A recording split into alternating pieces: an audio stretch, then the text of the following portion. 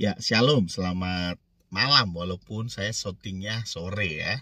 Selamat malam karena siaran ini akan dibuka malam hari 6:30. Dan hari ini kita mau belajar dalam pendalaman Alkitab untuk menjawab pertanyaan. Ada yang mengatakan bahwa Tuhan Yesus itu ajarannya itu ajaran Buddha gitu ya, yaitu tentang kasih.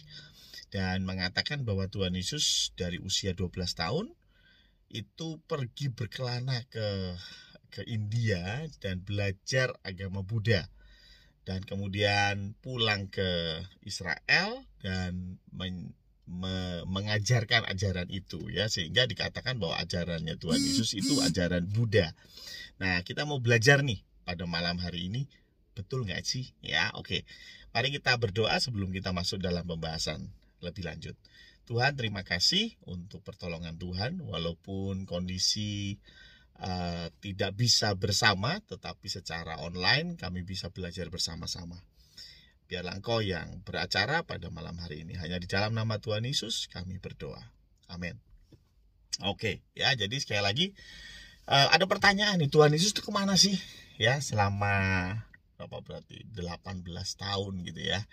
Karena dikatakan di Lukas 2 ayat 41 dan 40 sampai 40 bahkan sampai 52 cerita bagaimana Tuhan Yesus pergi ke Bait Allah ya. Di situ umur Tuhan Yesus jelas ditulis oleh Lukas 12 tahun. Sebetulnya itu adalah upacara, umur 12 tahun adalah upacara bar mitzvah ya. Bar mitzvah itu upacara bahwa seorang anak menjadi anak hukum. Ya, bar itu anak, mitzvah itu hukum ya. Jadi sebelum bar mitzvah, sebelum usianya 12-13 tahun atau akil balik, maka dosa anak-anak itu ditanggung oleh orang tua ya. Karena belum bisa anak-anak dimintai pertanggungjawaban. Nah, setelah upacara bar mitzvah, maka anak-anak ini dianggap sudah dewasa atau disebut sebagai anak hukum. Artinya segala hukum Taurat itu berlaku kepada dia. Artinya dia sudah bertanggung jawab atas apa yang dilakukannya ya. Makanya Tuhan Yesus sebagai orang Yahudi, agama Yahudi, Tuhan Yesus datang ke Bait Allah bersama kedua orang tuanya untuk bar mitzvah ya. Dan kemudian kita tahu ceritanya ketika pulang ketinggalan, nggak ikut pulang ya, sampai disusul lagi sama papi maminya ya. Nah, tapi intinya cerita tentang Tuhan Yesus hanya ada di usia 12 tahun ya, Lukas 2 ayat 41 sampai 52. Tapi setelah itu Tuhan Yesus diceritakan di Lukas 3 ayat 21 sampai 22 bagaimana Tuhan Yesus dibaptis oleh Yohanes Pembaptis. Diperkirakan usia Tuhan Yesus 30 tahun. Kenapa? Karena menurut adat Yahudi, usia 30 tahun itu baru boleh mengajar. Kalau belum usia 30 tahun, belum boleh mengajar. Ya, jadi bisa dipastikan Tuhan Yesus umurnya 30 tahun ketika dibaptis. Berarti ada jeda waktu nih dari usia 12 tahun sampai usia 30 tahun. Kemana aja gitu ya. Ada banyak teori dan salah satunya mengatakan yang tadi kita kasih prolog. Tuhan Yesus pergi ke pergi ke India, dan di India ada ajaran yang saat itu banyak yang mengamininya atau ikut menjadi pengikut daripada ajaran Buddha. Maka dari itu Tuhan Yesus belajar di sana tentang Buddha. Tuhan Yesus belajar penyembuhan juga di sana. Maka dari itu Tuhan Yesus bisa pulang kembali ke Israel dan kemudian dia mengajarkan tentang kasih ya, mengajarkan tentang seperti yang Buddha ajarkan gitu ya. Apakah benar? Nah, sorry ini saya ada di mobil ya karena sedang urusan liburan ya. Tapi di tengah-tengah liburan puji Tuhan masih bisa syuting untuk acara pendalaman Alkitab ya. Semoga tidak ada masalah ini ya. Kalau ada masalah pasti munculnya nanti kesalahan teknis ya.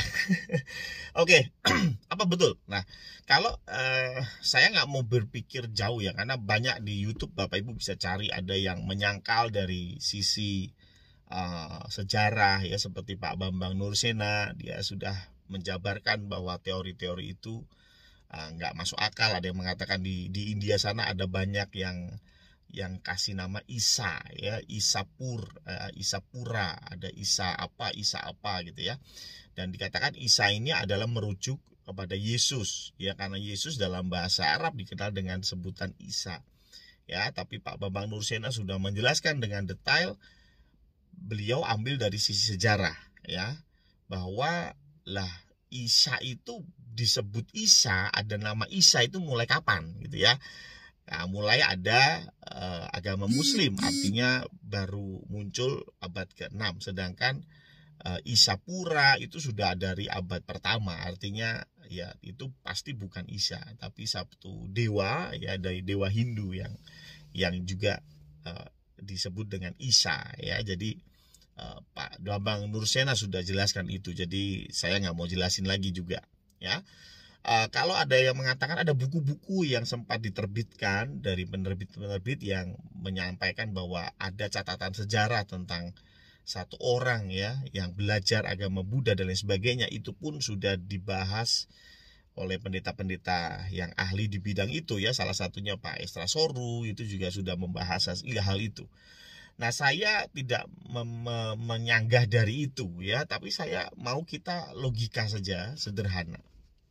Yaitu apa? Kita mau belajar dulu deh, sebetulnya konteks pengajaran Buddha apa? Apakah betul konteks pengajaran Buddha sama seperti konteks pengajaran yang diajarkan oleh Tuhan Yesus? Kalau sama berarti ada kemungkinan Yesus memang belajar di India. Betul nggak? Ya nggak? Kalau saya di sana sekarang, saya ini mengerti tentang Pitagoras contohnya, berarti saya berguru kepada orang yang mengerti Pitagoras, ya kan?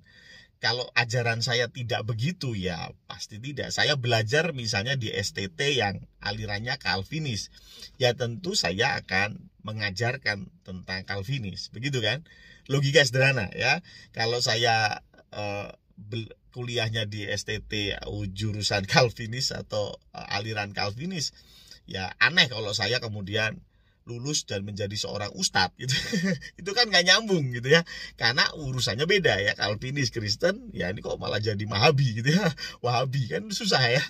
Jadi tentunya dari ajaran kita bisa tahu dari mana gurunya siapa, pengajarnya siapa, alirannya dari mana. Nah, coba kita lihat dulu urusan Buddha nih, ya.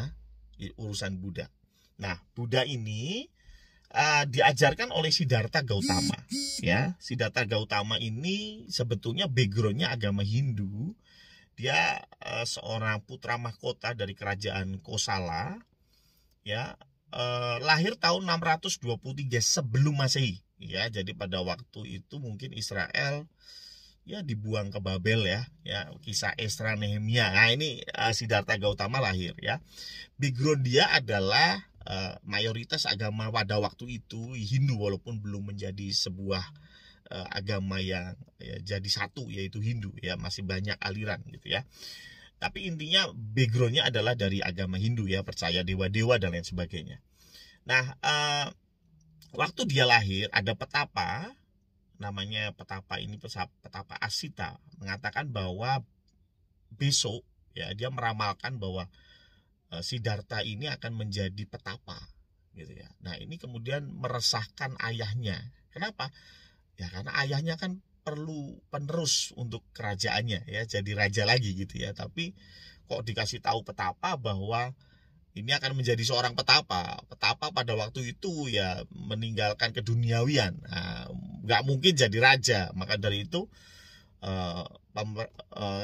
papahnya, ya, raja, ya, ayah daripada Siddhartha ini memerintahkan supaya Siddhartha jangan ketemu atau jangan melihat 4 hal ini, yaitu jangan melihat tua, sakit, kematian, dan juga jangan pernah melihat seorang petapa, ya.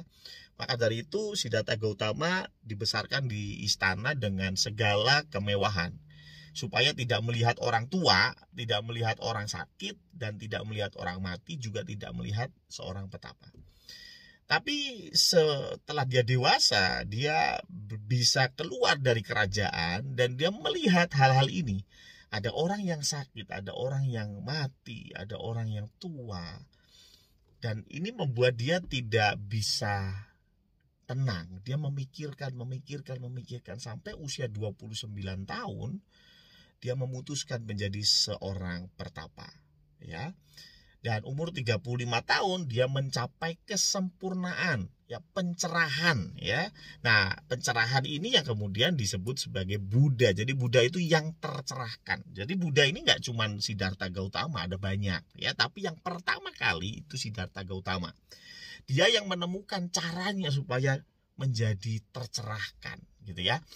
Dia kemudian mengajar dari usia 35 sampai usia 80 tahun. Jadi 45 tahun dia mengajar, punya banyak murid, pengikut, ya. Nah, umur 80 tahun dia mencapai nirwana. Apa itu nirwana? Nanti saya jelasin, ya. 80 tahun dia moksa atau mencapai nirwana, lebih tepatnya, karena beda konsep Buddha dan Hindu, ya. Nah, ketika dia mencapai nirwana, 80 tahun selesai. Tapi ajaran-ajarannya sudah diturunkan kepada murid-muridnya dan kemudian menyebar ke seluruh dunia. Bahkan sampai hari ini saya cek di Wikipedia, ada lebih dari 1,5 miliar orang di dunia yang agamanya Buddha, ya. Artinya banyak, ya, 1,5 miliar loh, ya. Lebih banyak dari penduduk Indonesia, ya.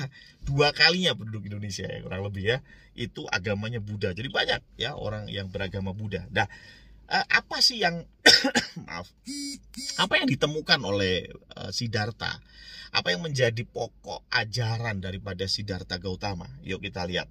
Jadi Siddhartha Gautama melihat bahwa ada orang tua, ada sakit, ya, ada kematian, ya. Ini dia berpikir bahwa hidup ini adalah sebuah kesengsaraan atau duka, samsara atau duka, ya.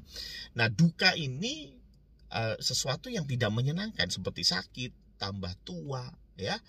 Kematian ini sengsara, ya. Jadi hidup ini penuh dengan sengsara.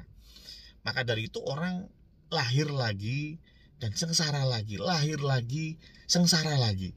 Karena Buddha juga percaya tentang reinkarnasi, ya. Jadi setelah meninggal ya akan dilahirkan kembali. Tapi dilahirkan kembali untuk apa? Untuk sengsara lagi, Sehingga kita muter aja di kesengsaraan. Sehingga Buddha berpikir gimana caranya supaya lepas dari kesengsaraan. Makanya ada 4 kebenaran Arya yang disampaikan oleh Siddhartha Gautama yang jadi pengajarannya. Yang pertama adalah kebenaran Arya tentang duka. Duka itu sengsara. Kita harus mengerti tentang duka. Duka itu apa? Duka itu segala sesuatu yang tidak menyenangkan, itu duka, ya.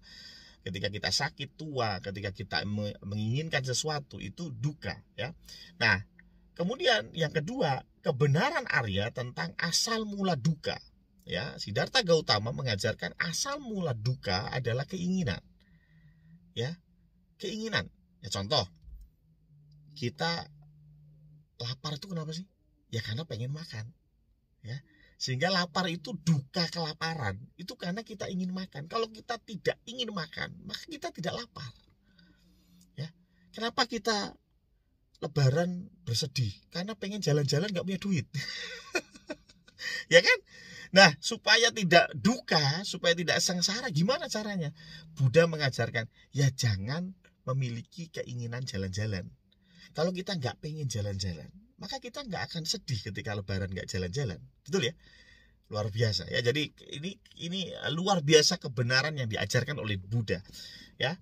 Dan yang ketiga, bagaimana caranya terhenti supaya berhenti berduka? Ya caranya berhenti punya keinginan. Maka dari itu ajaran Buddha mengajarkan supaya kita tidak lagi mengingini sesuatu, ya. Jadi datang punya teman, ya, kita punya keinginan supaya teman kita baik hati sama kita, itu salah. Jangan. Kenapa? Kalau kita punya keinginan teman kita berbaik hati dengan kita, ketika kita mengetahui teman kita jahat, kita akan berduka. Gitu ya, aduh, padahal dia udah saya tolong, dia malah menikam dari belakang. Ya kan? Kenapa? Karena kita punya keinginan. Keinginan kita adalah supaya orang itu baik hati dengan kita. Tapi kalau kita nggak punya keinginan, ya kita gak akan berduka. Dia baik sama kita, ya syukur. Nggak baik juga nggak apa-apa, saya juga nggak pengen, begitu ya. Jadi caranya terhenti dari duka, ya, dari sengsara, samsara adalah berhenti mengingini sesuatu, ya. Dan kebenaran Yang keempat adalah kebenaran Arya tentang jalan menuju terhentinya duka, terhentinya siklus sengsara tadi. Lahir, tua, mati, lahir lagi, tua, mati, lahir lagi, tua, mati, dan seterusnya ya. Bahkan sebelum mati sakit dulu gitu ya.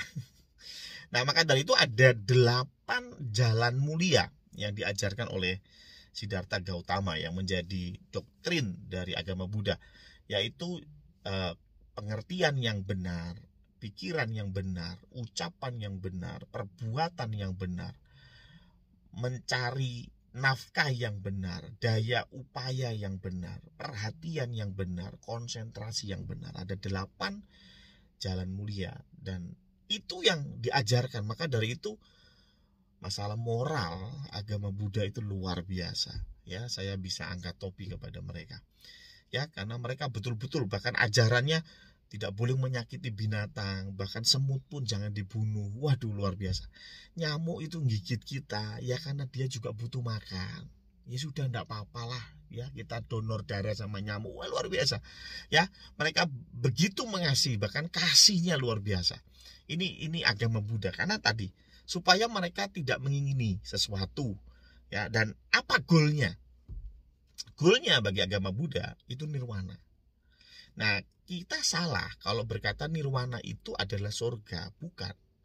Nirwana adalah dari kata kepunahan atau pemadaman.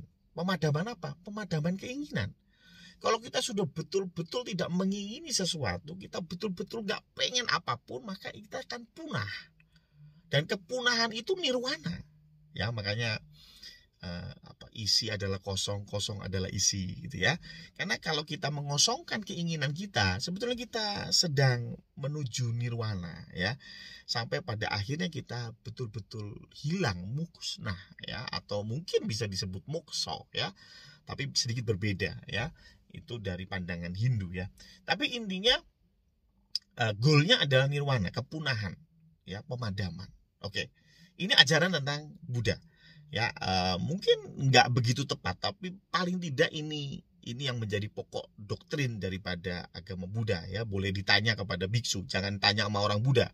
Orang Buddha belum tentu tahu ya, tapi biksu pasti tahu. Jadi kalau agama Buddha, Anda yang menyaksikan channel yang mengajar ini agama Buddha dan kemudian Anda berdoa supaya minta jodoh, sebetulnya Anda salah. Kenapa? Loh, di agama Buddha itu Anda harus melatih supaya Anda tidak pengen jodoh. Begitu ya. Kenapa? Karena keinginan itu membuat sengsara. Kalau engkau tidak punya keinginan, engkau tidak akan sengsara. Engkau tidak punya keinginan untuk punya jodoh, nggak akan sengsara. Kenapa? Ya, dapat syukur enggak apa-apa. Saya nggak pengen gitu ya. Jadi sekali lagi, Anda berdoa kepada Tuhan, agama Buddha ya, kemudian minta harta kekayaan, ya nggak mungkin dikasih. Kenapa? Loh, karena konteksnya adalah apa? Menghilangkan keinginan untuk kaya ya. Jadi Anda tidak pengen apapun ya. Punya tetangga punya mobil, Anda berdoa aku pengen mobil, salah ya. Harusnya apa berdoanya? Biarkan keinginanku ingin mobil itu hilang. Nah, itu yang harus dilatih ya. Itu Buddha. Nah, sekarang bagaimana konteks Tuhan Yesus? Apakah sama ajaran Tuhan Yesus tentang ini ya? Tuhan Yesus ajarannya apa sih? Menurut Tuhan Yesus, menurut Alkitab, yang tentunya itu adalah firman Allah, dan itu tentu sejalan dengan apa yang diajarkan oleh Tuhan Yesus.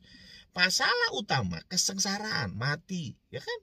Kematian juga kan masalah utama di kekristenan. Adalah dosa, ya. Matius 1 ayat 21 saya baca ya. Ya, oke. Maaf ini karena di jalan jadi nggak pakai komputer ya. Harus pencet-pencet sedikit ya. Matius 1 ayat 21 berkata bahwa ia akan melahirkan anak laki-laki dan engkau akan menamakan dia Yesus. Ini Tuhan Yesus ya. Karena dialah yang akan menyelamatkan umatnya dari dosa mereka. Jadi problem utama manusia kalau di Buddha tadi adalah sengsara, duka, kesengsaraan ya, bahkan akarnya adalah keinginan. Tapi dalam konteks Kristus enggak. Permasalahan adalah dosa ya, bukan keinginan tapi dosa ya. Itu masalah utamanya. Nah, dan ketika agama Buddha memandang atau Siddhartha Gautama memandang bahwa hidup ini isinya sengsara, lahir, sakit, ya, tua, mati, sengsara gitu ya. Tetapi firman Tuhan beda. Firman Tuhan melihat segala sesuatu sebagai anugerah. Coba kita lihat di Matius 15 ayat 36. Matius 15 ayat 36 berkata bahwa ini bicara tentang ada orang-orang 4.000 orang yang berkumpul mendengarkan firman Tuhan. Tuhan Yesus mengajar dan mereka kelaparan. Yang menarik apa? Sesudah itu ia mengambil ke-7 roti dan ikan-ikan itu. Ingat, ini bukan 5 roti, ada beda lagi, ini 7 roti. 7 roti dan ikan-ikan itu mengucap syukur. Jadi ketika jemaat lapar, yang mendengarkan Tuhan Yesus lapar, Tuhan Yesus tidak mengatakan bahwa hilangkan keinginan untuk makan. Bukan. Tapi Tuhan Yesus mengucap syukur. Karena buat Tuhan Yesus, hidup ini adalah anugerah. Maka dari itu Tuhan Yesus sering sekali berkata apa? Mengucap syukur. Dalam segala hal kita harus mengucap syukur. Memang hidup ini ya tidak terlepas dari masalah, tidak terlepas dari tadi itu sengsara, ya, tidak terlepas dari kesedihan. Tetapi Tuhan Yesus berkata mengucap syukur. Kenapa? Karena hidup ini anugerah, ya. Hidup ini anugerah. Nah, yang ketiga, jalan keluarnya apa? Kalau tadi Buddha berkata jalan keluar supaya nggak sengsara. Kan masalah utama dari sengsara adalah keinginan. Maka dari itu ya jalan keluarnya adalah ya belajar untuk menghilangkan keinginan. Ya dengan tadi jalan mulia. Ya. Tetapi dalam Kristus ajarannya apa? Coba kita lihat Matius 26 ayat 28. Matius 26 ayat 28 berkata bahwa sebab inilah darahku, darah perjanjian yang ditumpahkan bagi banyak orang untuk pengampunan dosa. Masalah utama tadi dalam kekristenan itu dosa. Dan Yesus berkata, inilah darahku. Kenapa? Karena darahku ini sudah tertumpah untuk pengampunan dosa. Maka dari itu jalan keluar dari tanda kutip masalah utama manusia adalah percaya kepada Tuhan Yesus. Bukan menghilangkan keinginan, bukan, tapi percaya kepada Tuhan Yesus, ya. Dan yang terakhir, goalnya apa? Ya, goalnya apa? Tadi di dalam Buddha, goalnya adalah nirwana. Sekali lagi, nirwana bukan surga. Nirwana adalah kepunahan, pemadaman, supaya keinginan kita sudah hilang betul. Tapi dalam Kristus goalnya adalah, coba Yohanes 3 ayat 16 ini ayat favorit. Harusnya apa? Tapi kenapa saya mencet-mencet ya? Karena begitu besar, ya nggak usah lah, kita baca aja ya. Karena begitu besar kasih Allah akan dunia ini sehingga ia telah mengaruniakan anaknya yang tunggal, siapa? Tuhan Yesus. Supaya setiap orang yang percaya kepadanya tidak binasa melainkan punah, bukan, ya. Bukan punah, bukan hilang keinginan, bukan, melainkan beroleh hidup yang kekal. Jadi pengajaran Kristus tidak mengajarkan tentang nirwana. Pengajaran Kristus mengajarkan tentang hidup yang kekal, ya. Jadi goalnya kehidupan, bukan pemadaman atau kepunahan, ya. Jadi beda banget. Kalau saya sudah sampaikan dua ajaran ini, kita bisa ambil kesimpulan apa? Ya, ajaran Tuhan Yesus bukan berasal dari India, bukan berasal dari Buddhis, pasti bukan. Kenapa? Beda banget, ya. Tuhan Yesus tidak berguru, tapi Tuhan Yesus bekerja sebagai tukang kayu. Kenapa? Karena ayahnya tukang kayu, ya. Jadi teori-teori yang aneh-aneh itu jelas gak masuk akal. Kenapa? Pengajarannya aja beda pakai sekali, ya. Cara memandang itu beda, penyelesaiannya beda, goalnya juga beda. Maka dari itu, kalau kita berkata bahwa Yesus itu dari India dan belajar kitab suci Buddha, ya saya kira itu kurang bijaksana lah, ya. Itu bahasa halus, ya. Bahasa kasarnya oon. Itu teori yang ngawur, ya. Jadi sekali lagi Tuhan Yesus tetap berada di orang tuanya di Nazaret, ya. Dan itu jelas dikatakan di Lukas 2 ayat 52. Kita coba ya. Lukas 2 ayat 52. Dikatakan dan Yesus makin bertambah besar, ini dari usia 12 tahun ya. Dan bertambah hikmatnya dan besarnya, dan makin dikasih oleh Allah dan manusia. Jadi Tuhan Yesus tentu semakin besar, semakin bertambah hikmatnya, ya jelas dikatakan dikasih oleh Allah dan manusia. Dan yang paling penting, yang mengasihi kita itu bukan orang lain. Yang paling penting yang mengasihi kita adalah keluarga kita, ya. Engkau dikasihi oleh orang lain tapi dibenci sama keluargamu karena apa? Karena bikin masalah, ya. Ya, sama aja, ya. Anda dipuja-puja sama teman-temanmu karena keren, ya, sukanya ngerokok, ya, sukanya narkoba, gaul, ya. Tapi di rumah kamu dibenci sama semua orang. Buat apa? Yang paling penting dikasih oleh keluarga, ya. Karena itu teori tentang Tuhan Yesus ke India saya kira amat sangat gak masuk akal, ya. Gak usah bicara sejarah, gak usah bicara tentang buku-buku yang beredar, tetapi bicara tentang pokok ajarannya aja kita sudah tahu bahwa sangat berbeda, ya. Karena itu PA cukup sampai di sini, ya. Minggu depan kita akan ketemu untuk PA selanjutnya. Dan selamat berlibur untuk jemaat dan sahabat yang mengajar yang saat ini menikmati hari libur, juga untuk sahabat yang mengajar yang merayakan Idul Fitri. Saya juga mengucapkan minal aidin wal faizin, mohon maaf lahir dan batin, ya. Semoga kembali fitri, ya. Menurut pemahaman Muslim memang Ramadan ini kembali fitri setelah berpuasa, ya. Saya kira itu dari saya. Mari kita tutup di dalam doa. Tuhan, terima kasih untuk pendalaman Alkitab yang sudah berlangsung. Biarlah ini kembali memantapkan iman kami bahwa Yesus Kristus adalah Tuhan itu sendiri dan Dia mendapat pengajaran dari Allah Bapa. Terima kasih Tuhan. Hanya di dalam nama Tuhan Yesus kami berdoa. Amin.